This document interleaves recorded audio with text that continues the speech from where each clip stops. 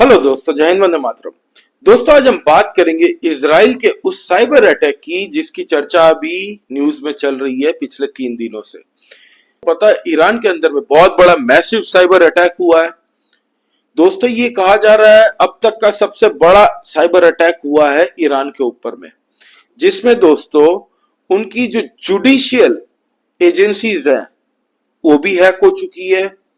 दोस्तों, कहा जा रहा है उनके जो पोर्ट जहां से ऑपरेट होता है वो सिस्टम भी हैक हो चुका है। दोस्तों, कहा जा रहा है उनका जो नेटवर्क और डिस्ट्रीब्यूशन का जो है चैनल वो भी हैक हो चुका है। उनकी टेलीकम्युनिकेशन सिस्टम हैक हो चुकी है। दोस्तों, उनका म्यूनिसिपल सर्विसेज वो भी हैक हो चुका है। प्लस ऑयल रिफाइनरी उनका जो है जहां से सब ऑपरेट करते हैं, ऑयल रिफाइनरी का सिस्टम भी हैक हो चुका है। दोस्तों, न्यूक्लियर पावर प्लांट का भी हैक हो चुका है और ये सब डेटा हैकर्स ने ले लिया। दोस्तों, अब ईरान पागल हो गया, ईरान घबरा गया कि किसने किया होगा ये। खैर, किसी ने इसकी जिम्मेदारी नहीं ली अब तक, ना इजराइल ने जिम्मेदारी ली। लेकिन आपको याद हो तो 5 दिन पहले, अब से ठीक 5 दिन पहले, इजराइल के जो डिफेंस मिनिस्टर है योव गैलेंट, उन्होंने क्या कहा था? उन्होंने कहा था हम ईरान के ऊपर में प्रेसाइज टारगेट करेंगे, लीथल करेंगे, भयानक करेंगे और सरप्राइजिंग करेंगे।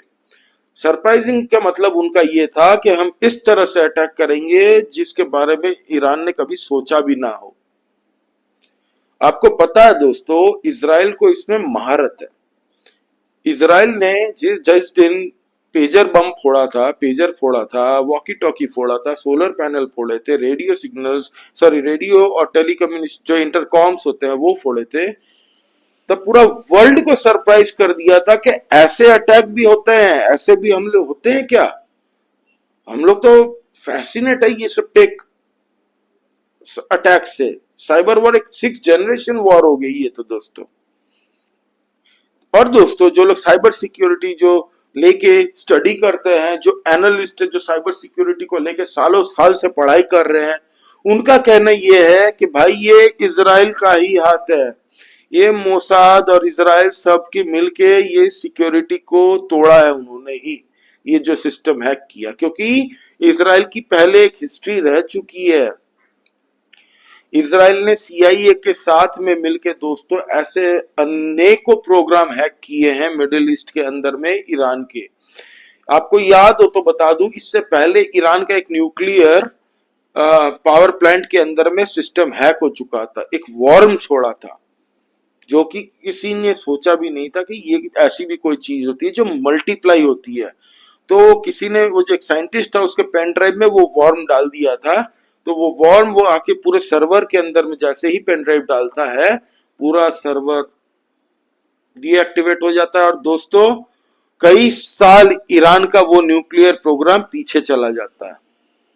तो दोस्तों, होता ये है कि इस बार भी कहा जा रहा है कि ईरान के अंदर में ये जितने भी मैंने पहले आपको गिनाए थे, जो पोर्ट के सिस्टम, फिर ऑयल रिफाइनरी के सिस्टम, फिर टेलीकम्युनिकेशन सिस्टम, जुडिशियल एजेंसीज के सिस्टम्स, आपके म्यूनिसिपल सर्विसेज, आपके न्यूक्लियर पावर प्लांट, ये सब का डेटा हैक किसने किया होगा? ये किया होगा दोस्तों इजराइल ने, मोस्ट लाइकली, क्योंकि सारे एनालिस्टों का यही कहना है। तो अब दोस्तों आप सोचिए, ईरान की कमाई दो चीज से होती है। एक ऑयल रिफाइनरी से, सबसे बड़ा मेजर उनकी कमाई होती है वो है दोस्तों ऑयल रिफाइनरी से। और न्यूक्लियर प्रोग्राम उनका एम्बिशियस प्रोग्राम है दोस्तों, जो पिछले 15-20 साल से ईरान कोशिश कर रहा है न्यूक्लियर बम बनाने का। अगर इनका डेटा 95 कमाई, अगर आपकी 100 रुपए आप अगर कमाते हैं, 95% अगर यहां से है और इस पे ही अगर आपका हमला होता है, तो ईरान की रातों की नींद खराब हो जाएगी दोस्तों। और अगर न्यूक्लियर प्रोग्राम पे हिट करता है इजराइल, तो 15-20 साल की मेहनत इसकी पानी में चली जाएगी, जिसपे न जाने कितने करोड़ों खरबों डॉलर खर्च कर दिए ईरान ने। वो बोलते हैं कि एक रोटी में से 2 रोटी में से अगर खाता है ईरान, तो 1 रोटी खाई है और 1 रोटी के पैसे इस प्रोग्राम में लगाए। इजराइल ने ये पूरे मार्किंग करके इनका डेटा उठाया। अब दोस्तों हुआ क्या? अब जो ये इनका ऑयल रिफाइनरी है, जो तेहरान से कहा जाता है, ईरान के जो बॉर्डर है वहां से 25 किलोमीटर दूर एक टापू है वहां पे। उस टापू का दोस्तों नाम है खर्ग आइलैंड।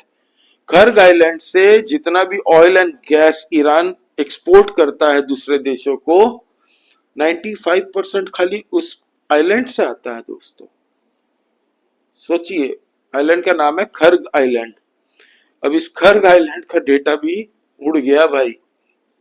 जितने पोर्ट थे इसका भी उड़ गया, टेलीकम्युनिकेशन सिस्टम उड़ गया दोस्तों, म्यूनिसिपल सर्विस के उड़ गए, हॉस्पिटल के डेटा उड़ गए, जुडिशियल डेटा उड़ गए। इजराइल अगर किया है, इजराइल ने तो देता दोस्तों। सोचिए ईरान के मन में अभी कितना खौफ होगा। और ये इजराइल छोड़ के दोस्तों कोई नहीं कर सकता, ये कहा जा रहा है। जो सालों साल से साइबर सिक्योरिटी को स्टडी करते हैं उनके जो एनालिस्ट है उनके द्वारा, और इजराइल को इसमें ऑलरेडी महारत है दोस्तों।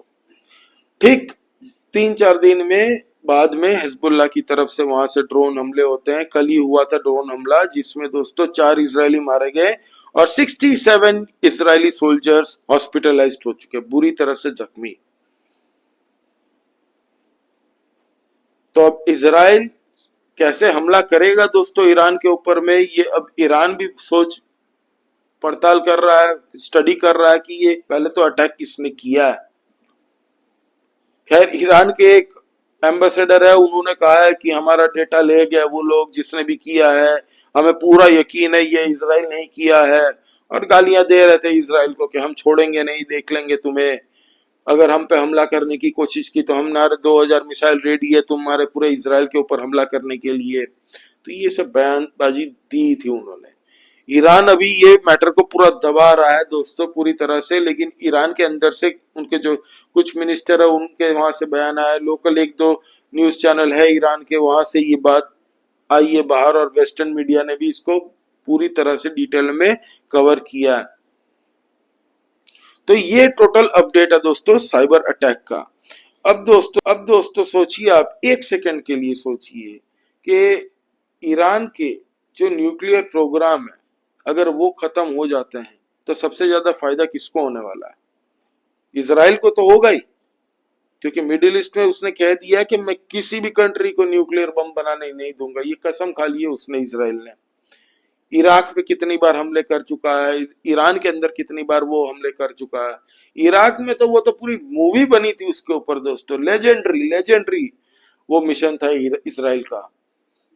वो कैसे फाइटर जेट 100 मीटर से नीचे फाइटर जेट उड़ा के गए थे, उनके जो फ्रांस बना रहा था सद्दाम हुसैन के टाइम में, उस टाइम पे $1 बिलियन खर्चे किए थे सद्दाम हुसैन ने न्यूक्लियर बम बनाने के लिए। फ्रांस जमीन के अंदर अंडरग्राउंड बना रहा था। तो वो एक अलग स्टोरी है दोस्तों। लेकिन अगर ईरान का अभी जाता है न्यूक्लियर प्रोग्राम तो सबसे ज्यादा फायदा होने वाला है सऊदी अरेबिया को, और सऊदी अरेबिया अभी वही चाहता है कि ईरान का न्यूक्लियर प्रोग्राम ना हो किसी भी तरीके से, क्योंकि सऊदी अरेबिया के ऊपर में डायरेक्ट थ्रेट आ जाएगा दोस्तों, और वो खलीफा बन जाएगा ईरान पूरे मिडिल ईस्ट रीजन का। और सऊदी अरेबिया ये नहीं चाहता। मोहम्मद बिन सलमान ने अपने इंटरव्यू में ये कहा है कि आज अगर बनाता है ईरान न्यूक्लियर बम तो कल हमारे पास भी न्यूक्लियर बम होगा और हम भी बनाएंगे, क्योंकि हमें अपने प्रोटेक्शन की चिंता है, हम as a deterrence nuclear bomb हमें बनाना पड़ेगा। ये मोहम्मद बिन सलमान का बयान अवेलेबल है उनके इंटरव्यू में। तो दोस्तों ये था पूरा साइबर अटैक का मामला। ईरान अभी पूरी तरह से दिमाग खराब हो गया। ईरान की साइबर सिक्योरिटी का जिम्मा किसने लिया था आपको पता है? चाइना ने। चाइना के साथ उनका एग्रीमेंट हुआ था $400 बिलियन का कि हम आपसे ऑयल एंड गैस लेंगे, आपको जो ड्रोन रडार सिस्टम कुछ डिफेंस की डील्स देंगे आपको, साथ ही साथ में आपको साइबर सिक्योरिटी में ईरान और चाइना मिलके काम करेगा। उसको भी इजराइल ने हैक करके ऐसे हैक किया। अगर इजराइल ने ही किया है, सब बता रहे हैं एनालिस्ट लोग, तो इजराइल ने किया होगा। और मुझे भी लगता है दोस्तों कि इजराइल ही कर सकता है ये। एक साथ इतने सारे जगह पे एक साथ हैक हुआ दोस्तों, ऐसा नहीं कि अभी 1 घंटे बाद वो हुआ, 2 घंटे बाद वो हुआ, एक ही टाइम पे एक साथ। कौन सा संभालेगा ईरान गवर्नमेंट सोचने में पड़ जाएगी, ये संभाले कि वो संभाले, एक साथ किया उन्होंने।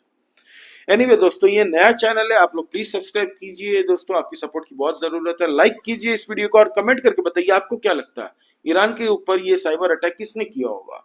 जय हिंद, वंदे मातरम।